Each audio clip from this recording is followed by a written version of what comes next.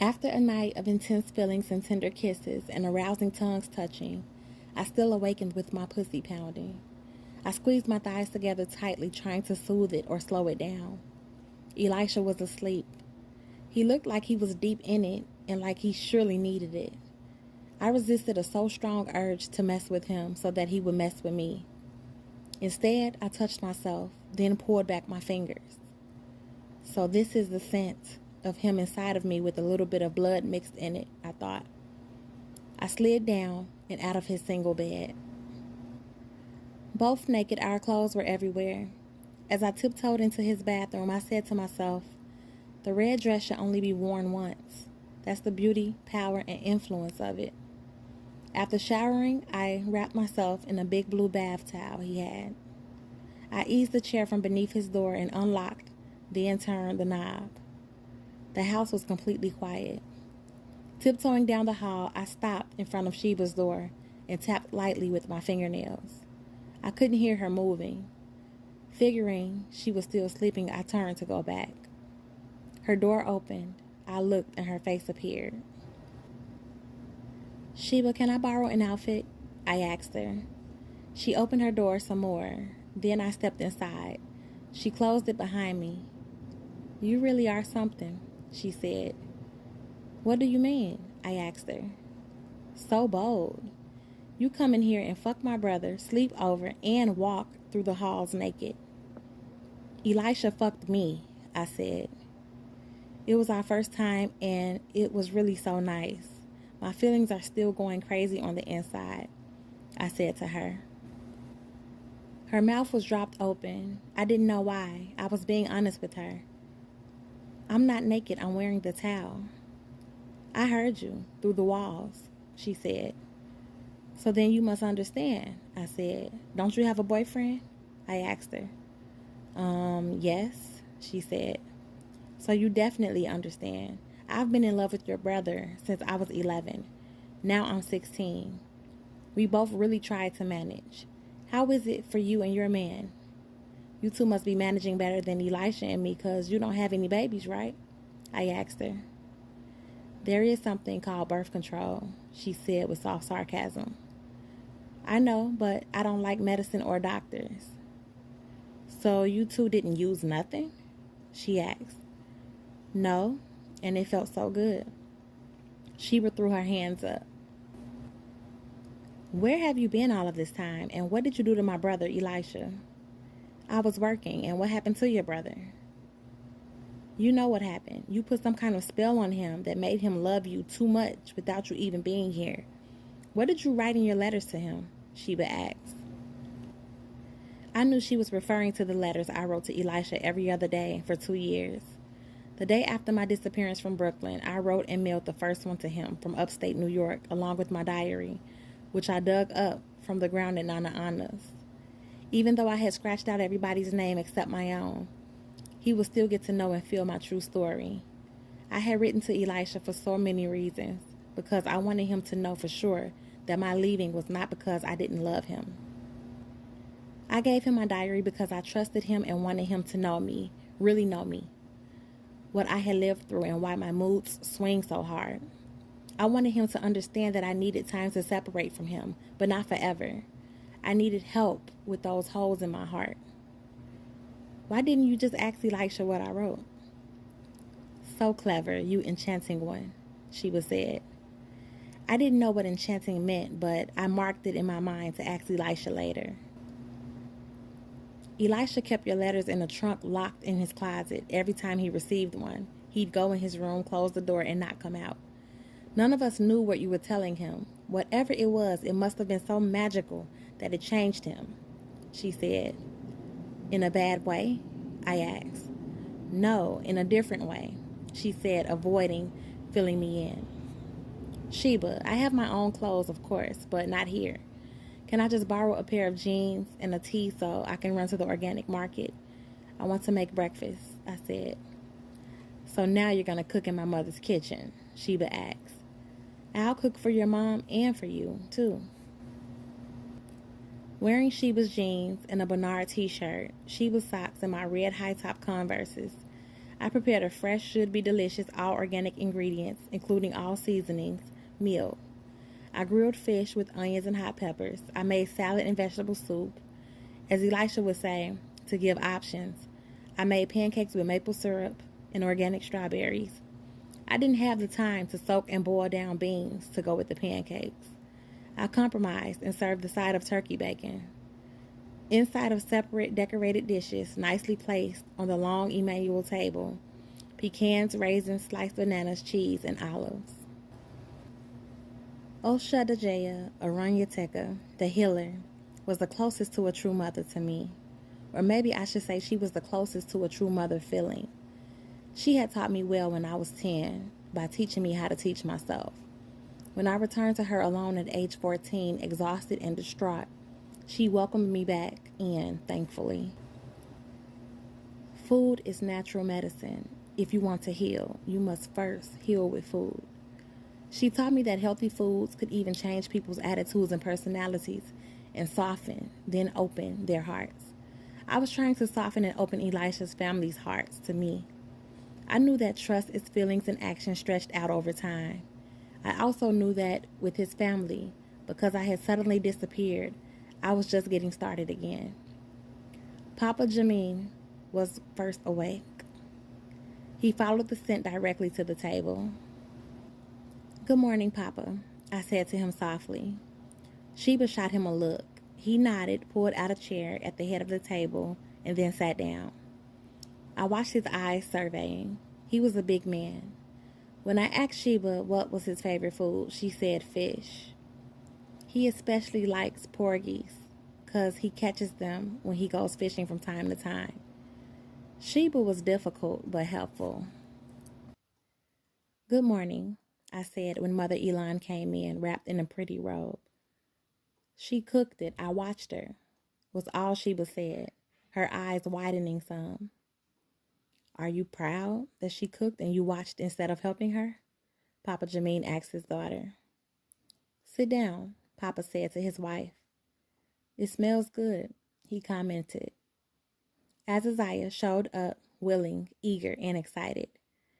"Man, it's been a long time since we had a homemade spread like this." He sat down ready to get to it. "Go and wake up your brother. Tell him to come down here," the father said. Azaziah got up, "And we all gonna eat at one time," Azaziah commented as he left. No one's smile was brighter than Elisha's, but he wasn't the one I needed to convince. His heart was already open to me. "You stayed asleep so long, we slipped out and went to the market. She cooked all of this. Weren't you worried she might disappear again?" Sheba asked. "No," Elisha said confidently. "She accepted my wedding ring, and I loved her right last night. If she left me after that, it would mean that I love her. But she isn't the right one for me." With all eyes on my 3 diamond rings, I kept my head down and spilled a few tears. I had felt the warmth and the warning in Elisha's words. A warning to me, a warning to them, a warning to us, not to take his love for granted. I understood. Mama Elon said some words over the food. As they cautiously began eating, I peeked and thought I saw their hearts softening. "Elisha, I gotta get my clothes," I said, returning back to his bedroom after learning how to use their dishwasher and choosing to wash the dishes by hand instead. "You good?" he asked. "I'm good," was all I said. His eyes were staring into me beyond my body and into my feelings. "You left your bedsheet in the hallway," I told him, also noticing now that his mattress was bare. "I know," was all he said. "Let me wash it for you." I turned to go and get it. "Just leave it there. Are you on your period?" he asked me strangely. "No," I smiled.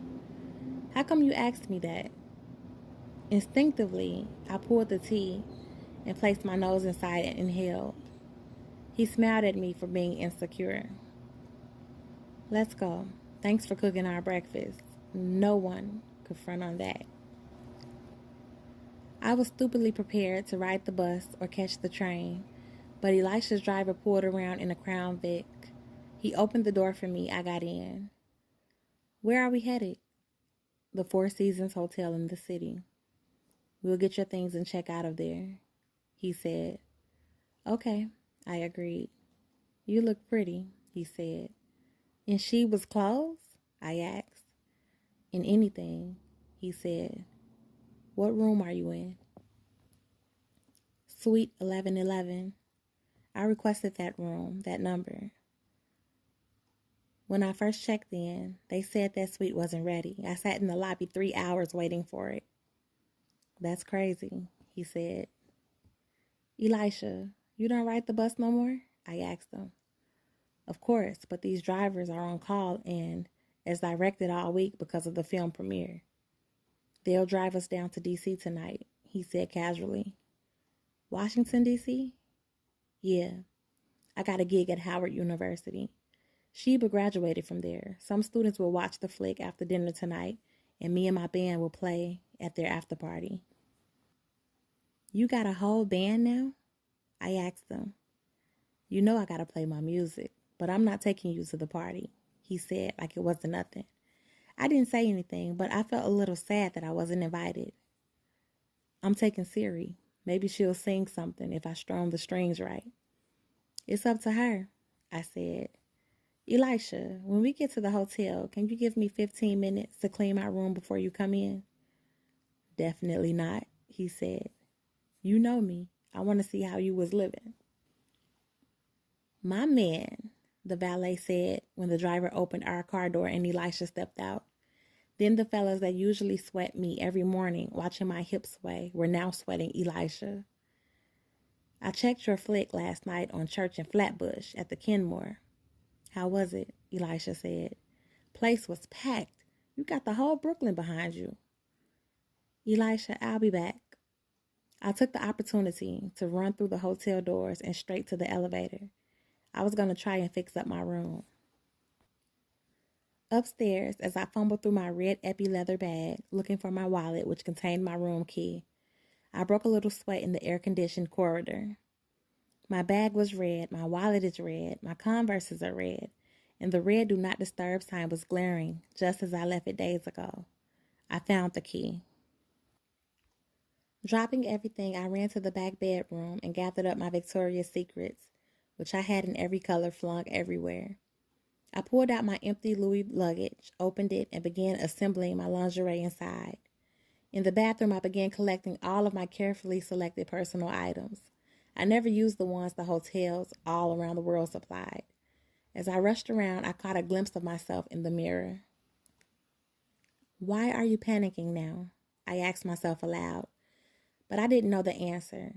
I put all of the lotions, oils, and creams in my leather waterproof case and put the case inside of my saddlebag. A thought shot through my mind. I ran to the vault.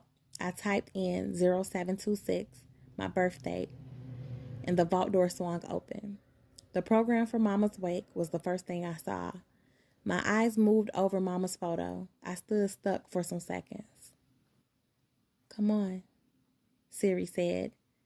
Then I collected the remaining stack of papers from the vault, including my passport, which listed me as Onatai Rivers, my driver's permit that listed me as Penelope Sharp, my vehicle registration and insurance papers, which listed Mr. Sharp's name and Penelope's, my release and discharge papers from Kennedy Claus Hospital, my New York State identification card, and my Social Security card, all brand new, all listing me as PORSCHE Santiaga.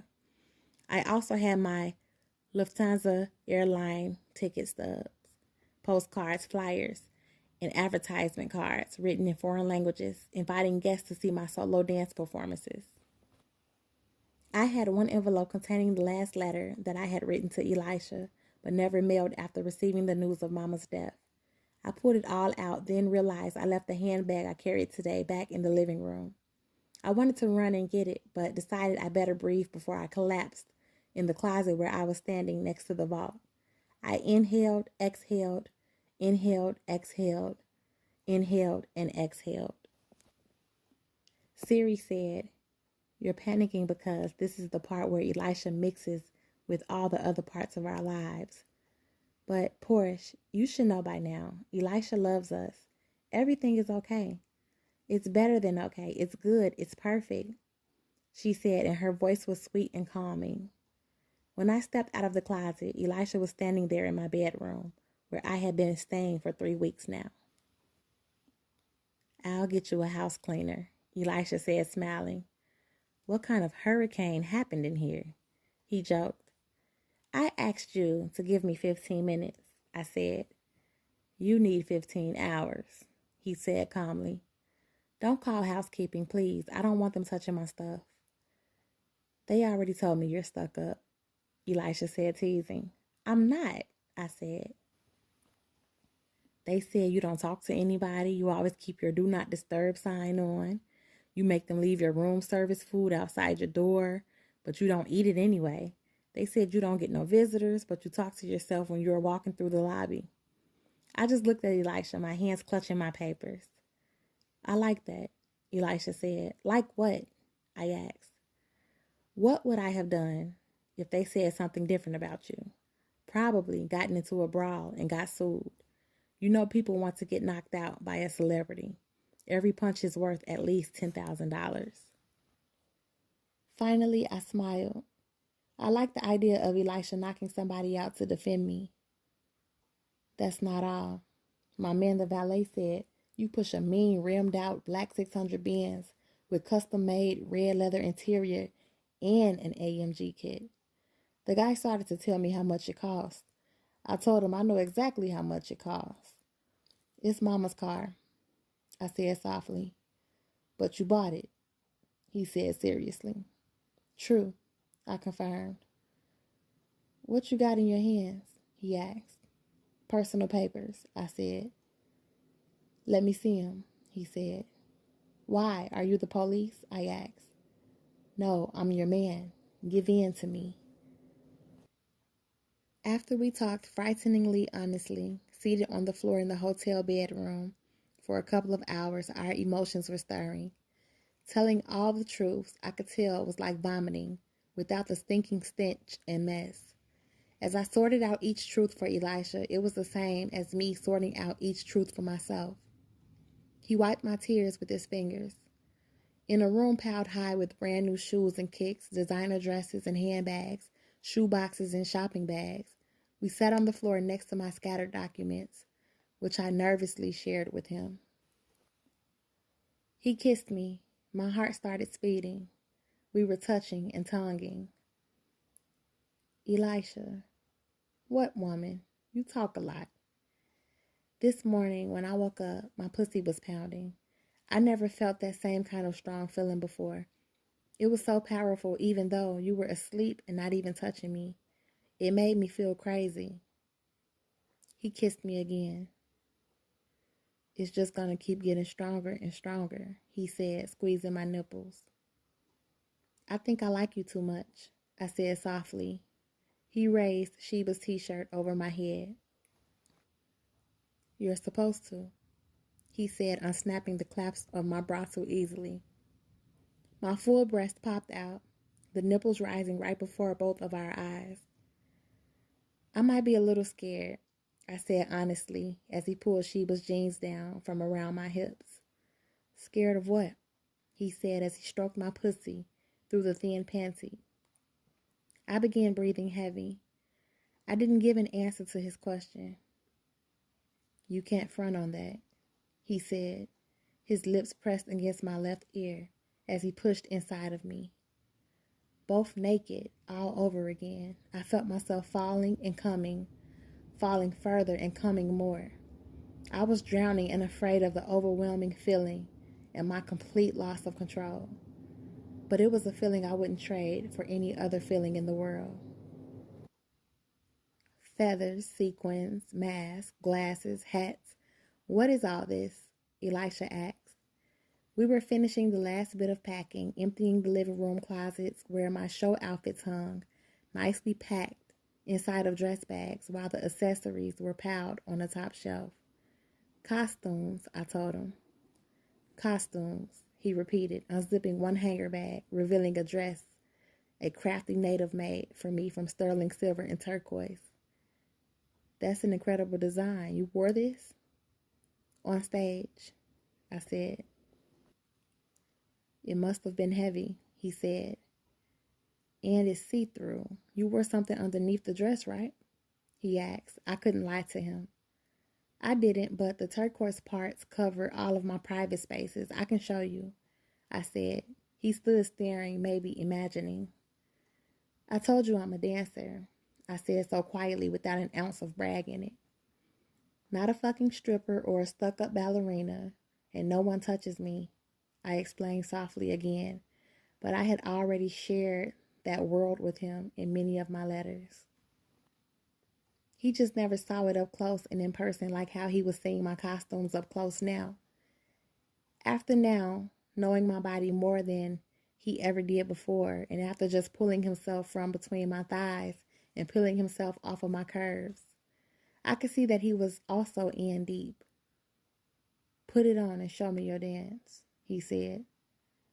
Nope, you don't want to see it, I said softly. I realized I had just offered to show him, but something suddenly told me that I shouldn't. No, you don't want to show me, he said.